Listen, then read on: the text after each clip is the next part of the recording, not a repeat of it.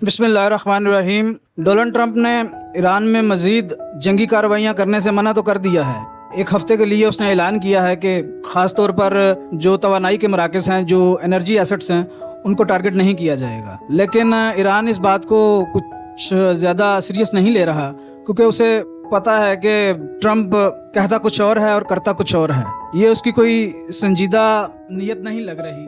जंग बंदी के हवाले से। और ख़ास तौर पर जो उसने मंसूबा बनाया हुआ है कि ईरान के जो एनर्जी एसेट्स हैं उनको टारगेट करेंगे, तो ईरान ने मुंह तोड़ जवाब दिया था डोनाल्ड ट्रंप को कि अगर वो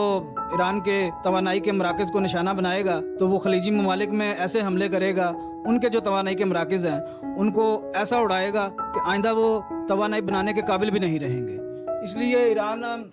डोनाल्ड ट्रंप की ये जो अनाउंसमेंट है जंग बंदी के हवाले से, जो उसने एक हफ्ते के लिए रोकी हुई है, तो उसको ईरान कोई ज़्यादा सीरियस नहीं ले रहा। इसलिए वो अपने रूटीन के हमले जारी रखे हुए है। और अभी हाल ही में जो उसने फ़लस्तीन के मकबूजा इलाकों और तिल अबीब के मरकज़ी इलाकों में हमले किए हैं, उसमें शदीद नुकसान पहुंचाया उसने इसराइल को। इसमें खैबर शिकन अमाद और सज्जील जैसे ताकतवर मिसाइलों से उसने हमला किया और बड़ी तादाद में इसमें जो फ़लस्तीन के मकबूजा इलाके हैं उनमें जो इसराइली लॉजिस्टिक सेंटर्स हैं और अस्करी इंतज़ामी मराकज़ जिनका ताल्लुक सेहूनी फ़ौज से है, उसको शदीद किस्म का नुकसान पहुंचाया है। और ये जो हमला हुआ है, इसके नतीजे में जो डोमेस्टिक साइट्स हैं, यानी इमारतें वगैरह और रिहायशी बिल्डिंग्स वगैरह, उनको भी शदीद नुकसान पहुंचा है। और एक बहुत बड़ी बिल्डिंग तो इसमें डायरेक्ट टारगेट हुई है। और तकरीबन इस हमले में 20 लाख जो यहूदी हैं, जो इसराइली हैं, वो शेल्टर्स लेने पर मजबूर हो गए हैं। ये इस कदर शदीद नौयत का हमला था कि 20 लाख के करीब लोगों को शेल्टर्स में जाना पड़ा, अंडर बंकर्स जाना पड़ा। तो ईरान तो अपनी रूटीन की कार्रवाइयाँ जो है वो जारी रखे हुए हैं, क्योंकि बारहा ईरान ये देख चुका है कि जब भी मुज़ाकरात होते हैं या इस तरह का कोई दौर चलता है, तो अमेरिका जो है वो मुज़ाकरात के बीच में ही हमला कर देता है। यानी इसका वतीरा हमेशा से ऐसा रहा है ईरान के साथ कि ईरान अब इसकी किसी बात पर भी कान नहीं धरता। और ये ऐसे आके मीडिया पे बयान दे देना कि मैं जंग रोक रहा हूँ या हमले मज़ीद रोक रहा हूँ एक हफ्ते के लिए, तो इसमें कोई गारंटी नहीं कि इसमें कुछ सच्चाई भी है या नहीं। इसलिए ईरान जो मामूल की जो जंगी कार्रवाइयाँ हैं उसको जारी रखे हुए है। जो ही ट्रंप ने ईरान में एनर्जी एसेट्स को हिट करने के लिए जो अनाउंसमेंट की है, जो उसने ऐलान किया है कि इसको हिट नहीं किया जाएगा एक हफ्ते के लिए, ईरान की जो तवानाई के मराकज़ हैं उनको एक हफ्ते के लिए हिट नहीं किया जाएगा, तो इस सूरत में ऑयल प्राइसेस में एकदम से कमी आई और स्टॉक मार्केट है उसमें भी काफ़ी तेज़ी आई। लेकिन जो ही आज ईरान ने हमले किए हैं इसराइल के ऊपर, तो ये दोबारा ऑयल प्राइसेस जो हैं वो $100 पर बैरल के हिसाब से ऊपर चली गई हैं। तो इस सूरत हाल में जो आलमी सरमायाकार हैं वो भी शदीद परेशानी में मुब्तला हैं और मार्केट में बिल्कुल बेयकीनी की सूरत हाल है। कोई समझ नहीं आ रही कि अपना ये जंग किस सूरत बंद होगी या ये किस साइड पर जा रही है, या इसको ख़त्म होने में मज़ीद कितना वक्त लग सकता है। आप देखिए कि अजीब तमाशा लगा हुआ है। एक तरफ से ट्रंप कहता है कि मैं ईरान पर एक हफ्ते के लिए हमले रोक रहा हूँ, तो मार्केट में तेज़ी आती है, तो दूसरी तरफ ईरान दोबारा हमले शुरू कर देता है, मार्केट में फिर मंदी आ जाती है। तो ये कारोबारी सूरत हाल में जो लोग इंटरेस्ट रखते हैं या उससे जो वाबस्ता हैं, वो इस वक्त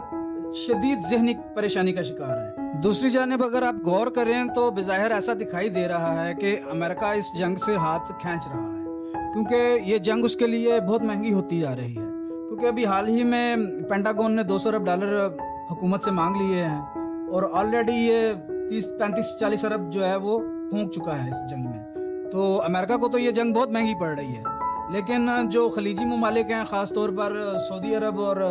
UAE, ये ऐसा लगता है कि ये जंग जारी रखने में इंटरेस्ट रख रहे हैं। वो दूसरी तरफ जो इसराइल है वो भी बाज नहीं आ रहा। तो इस सूरत हाल में आप ये کہہ سکتے ہیں کہ امریکہ ایک سائڈ پہ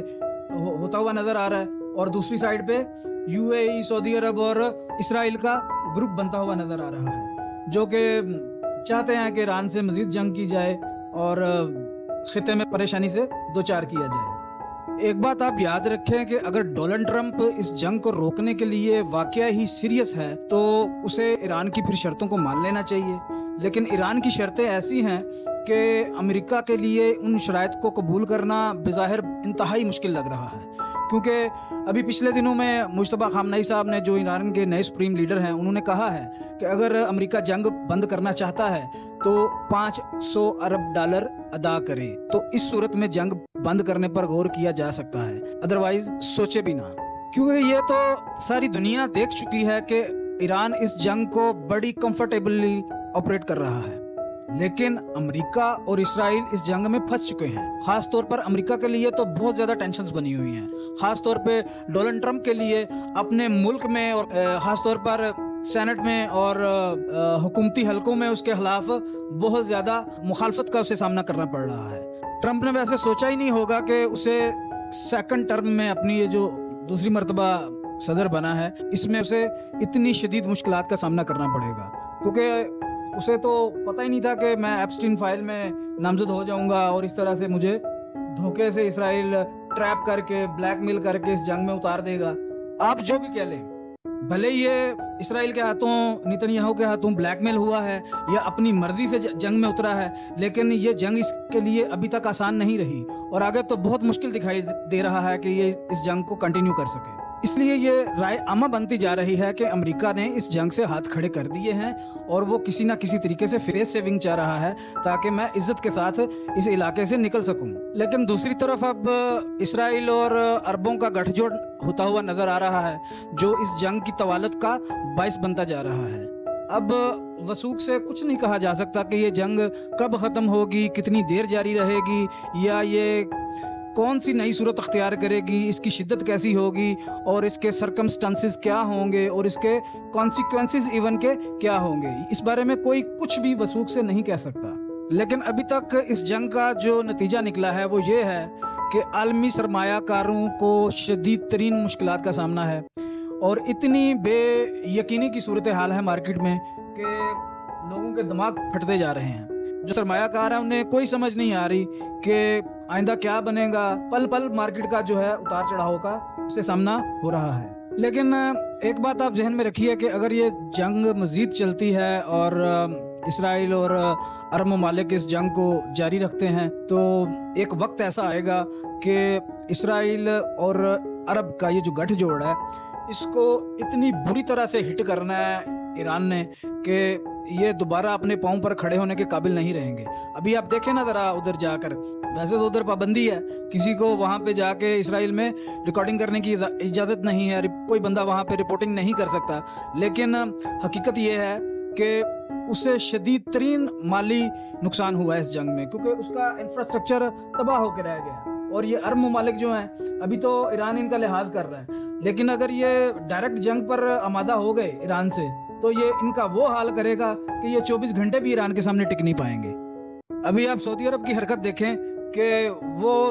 جنگی سامان کی نمائش کر رہا ہے۔ یہ سعودی عرب نہ جانے کس زوم میں مبتلا ہے، جنگی ساز و سامان کی نمائش کر رہا ہے اور دنیا کو دکھا رہا ہے کہ میں بھی طاقت رکھتا ہوں، یہ دیکھیں میرے پاس میزائل ہیں۔ او بھائی تو کن کو ڈرا رہا ہے؟ ان کو ڈرا رہا ہے جو اپنے ہاتھوں سے میزائل بنا رہے ہیں۔ تو نے تو کسی سے خریدے ہوئے ہیں، تجھے تو یہ بھی نہیں پتا ہے کہ اس کو آپریٹ کیسے کرنا ہے، اس کے لیے بھی تو نے جو ہے وہ کرائے پہ فوجی رکھے ہوئے ہیں، کرائے کے لوگ رکھے ہوئے ہیں، جتنا تیرا ٹیکنیکل سٹاف ہے وہ سارا کرائے کا ہے، ادھار کا ہے۔ تو کیا دنیا کو پیغام دینا چاہ رہا ہے کہ ایران تو اس سے ڈر جائے گا؟ ان کی تو لڑکیاں یہ میزائل بنا رہی ہیں اور ایسے خطرناک میزائل بنا رہے ہیں ایران والے کہ امریکہ اور اسرائیل سر پکڑ کے بیٹھے ہوئے ہیں، ان کو سمجھ ہی نہیں آ رہی کہ اس کو کیسے کاؤنٹر کیا جائے۔